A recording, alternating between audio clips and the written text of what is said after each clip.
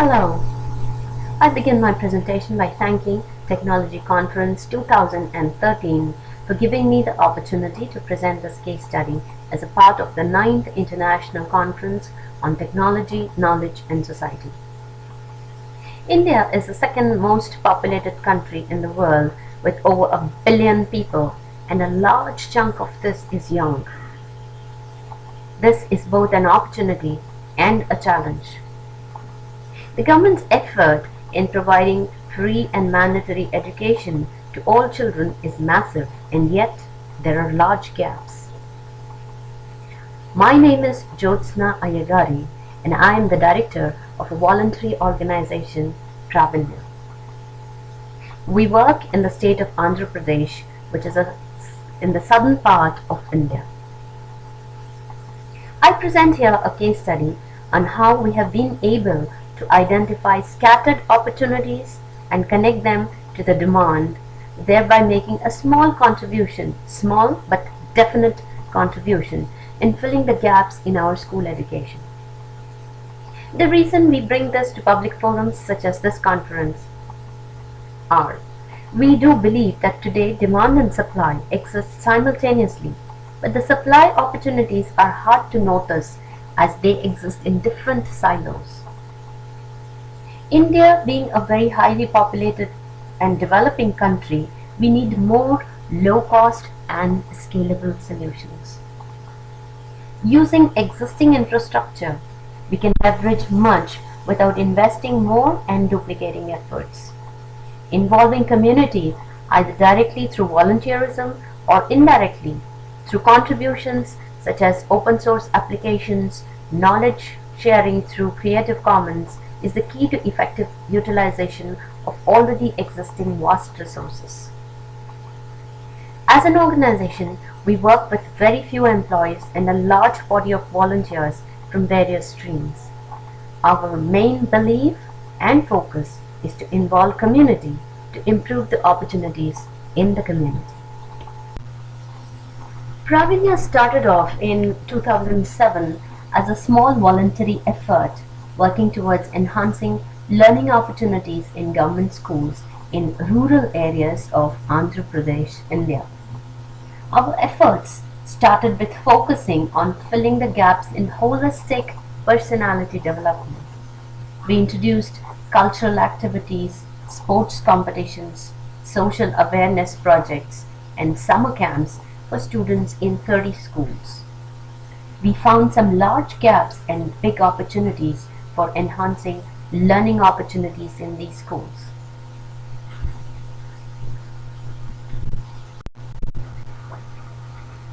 We have over 10 million students in the school-going age in the state of Andhra Pradesh. That's over 2 times the population of British Columbia. 50% of students reside in rural areas. To provide education to such large numbers, there is a massive government effort which includes over 79,000 government schools, and there are close to 24,000 private schools. However, these are largely concentrated in urban and semi-urban areas. There is major concern about the quality of education being imparted. Recent studies indicate serious inadequacies in learning. While government schools do have well-qualified teachers, the requirement is humongous, and therefore it is not surprising to find teachers with lower qualification and inadequate training. There are issues such as unwillingness to relocate to remote areas, and there exist inherent inequalities between opportunities available in rural areas and urban areas, and the differences in standards and opportunities available to children of lower economic strata versus affluent classes stand out starkly. What do these gaps mean in real terms? 61% students study in government schools and 50% of the children, which is roughly 5 million, live in rural areas. Over 72,000 government schools cater to these rural areas. However, there is concern regarding the quality of education being imparted. Studies as recent as 2011 point to inadequate learning in rural areas. It was found that over 50% of Standard 3 students were not able to read Standard 1 level text, and over 40% of students in Standard 5 were not able to read Standard 2 level text. Due to economic backwardness, their confidence levels are also much lower than the urban students. They lack the key perceived employability skills, which include English communication skills and computer usage skills. Now, this is where we felt that there is both a need and an opportunity to change this situation.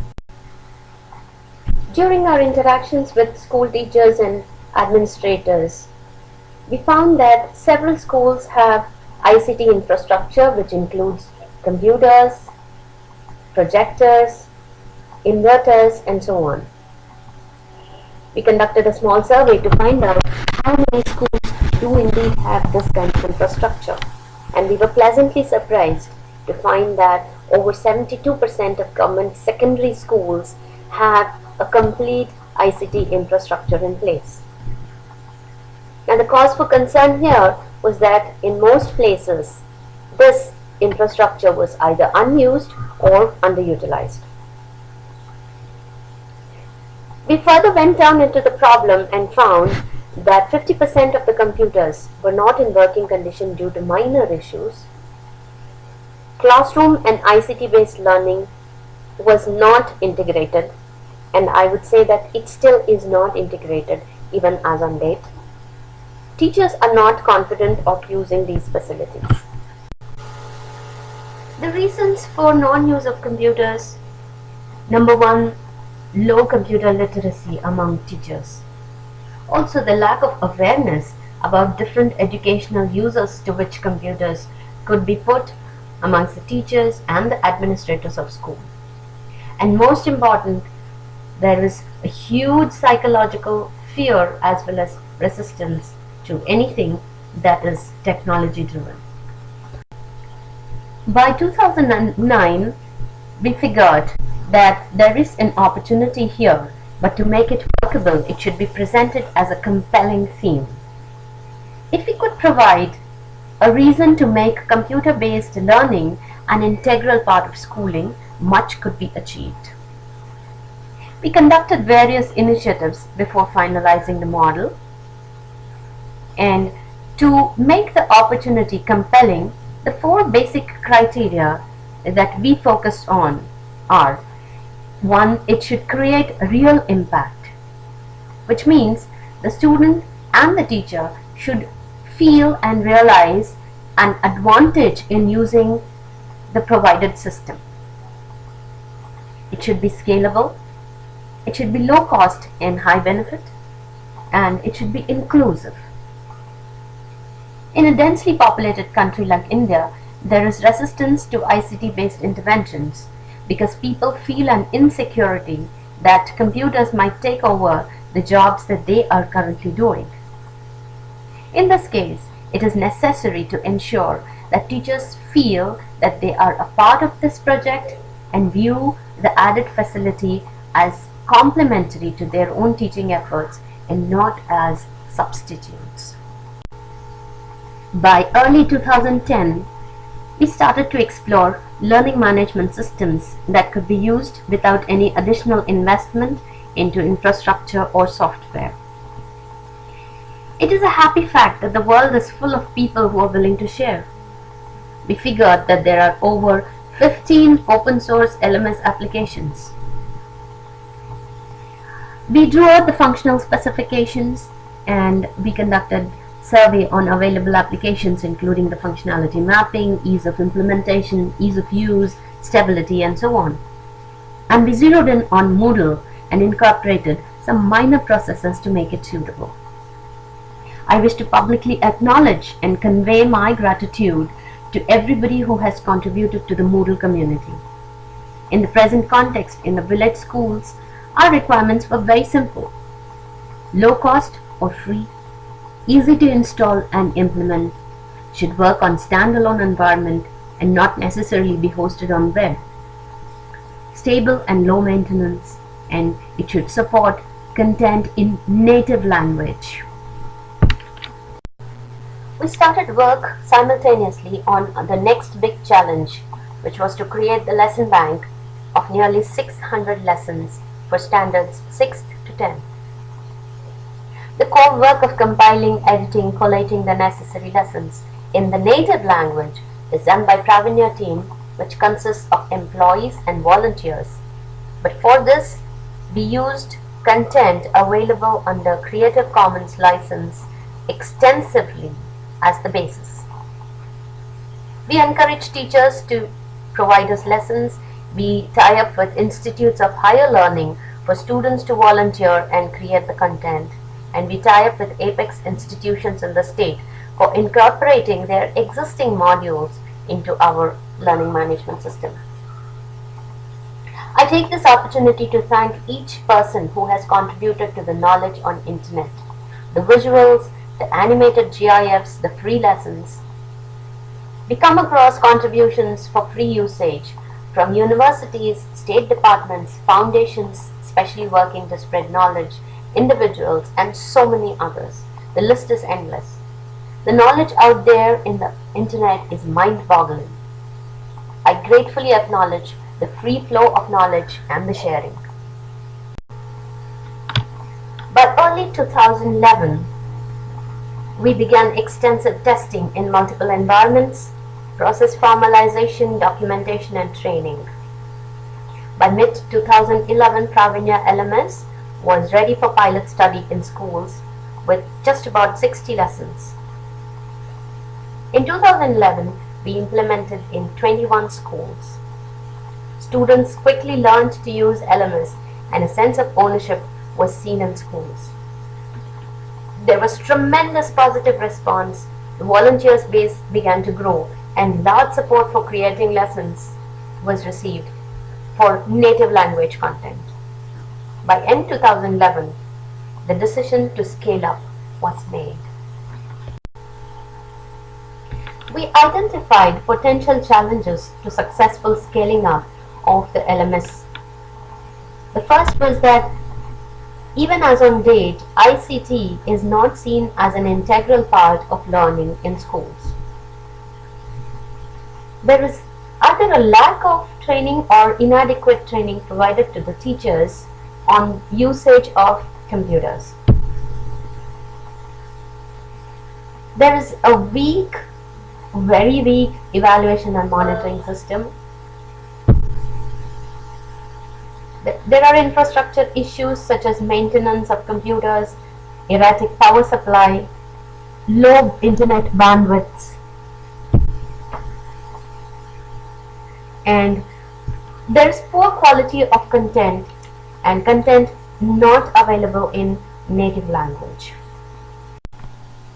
As I mentioned earlier, we need to make it compelling for students, teachers, and schools to adopt this system. So here are some of the steps that are in progress. Our LMS system has subject lessons built into the computer resident program. The students just have a single click and use facility, so they do not get intimidated by external inputs such as DVDs or internet connection and so on.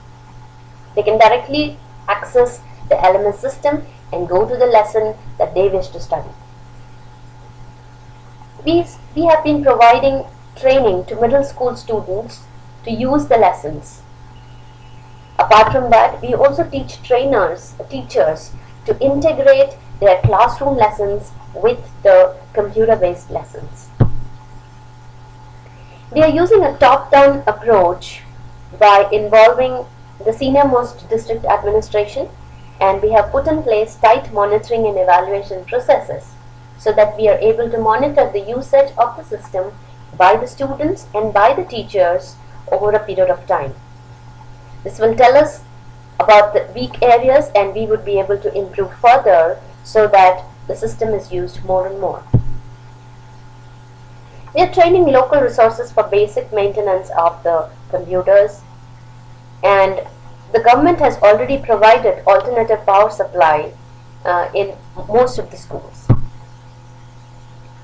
There is a large volunteer drive for development of attractive lessons in native language, and we have tied up with state institutes for including their ready-made modules into our learning management system. So as you can see, we have harnessed resources from 3 distinct silos, which include the existing infrastructure, that is the schools and the ICT infrastructure that the government has provided. The second silo is technology and knowledge, the technology coming in from open source applications, knowledge coming in from the Creative Commons license, and the third silo, that is human resources, coming from community, which involves the entire PRAVINYA team, thousands of volunteers, and government bodies. All these 3 connected and working towards better education of students in government schools in rural areas. Through PRAVINYA LMS project, we are able to achieve multiple objectives. Number 1 is better opportunities to students by giving them audiovisual learning in native language. We are allowing them to integrate classroom learning with the ICT based learning so that they will no longer treat computers as external inputs.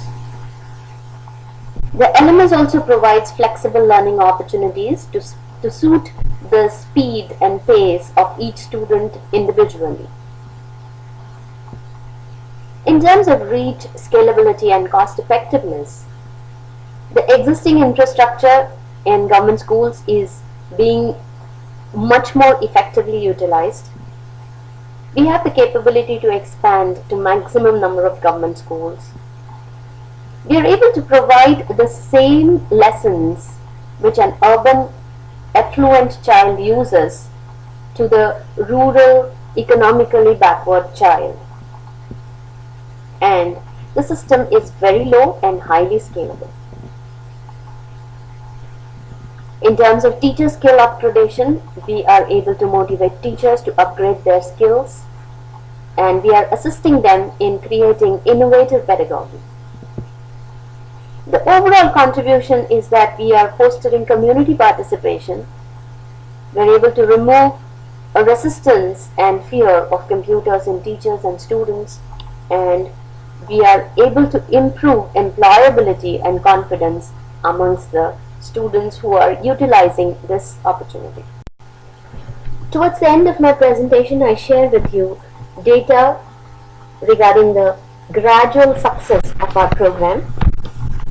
In 2011, we started with about 60 lessons, covered 21 schools, which benefited about 5,250 students. By end of 2012, we had incorporated roughly 150 lessons, covered 60 schools, which is benefiting approximately 15,000 students.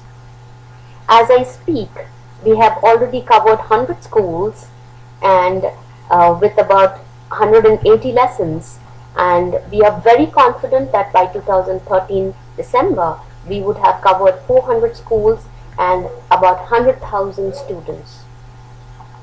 Several district administrations are showing keen interest in working with us, and we are very confident that by 2014 we would be covering a lot of schools, over 2,000 schools and about 500,000 students with over 400 lessons integrated into our PRAVINYA LMS.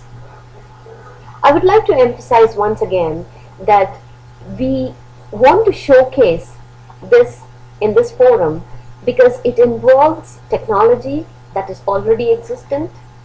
It involves contributions of knowledge through the internet.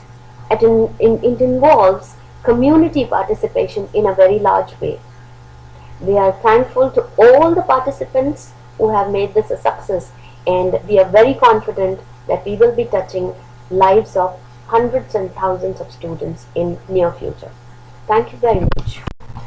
Please do visit our website or contact me through email If you need any more information, thank you very much.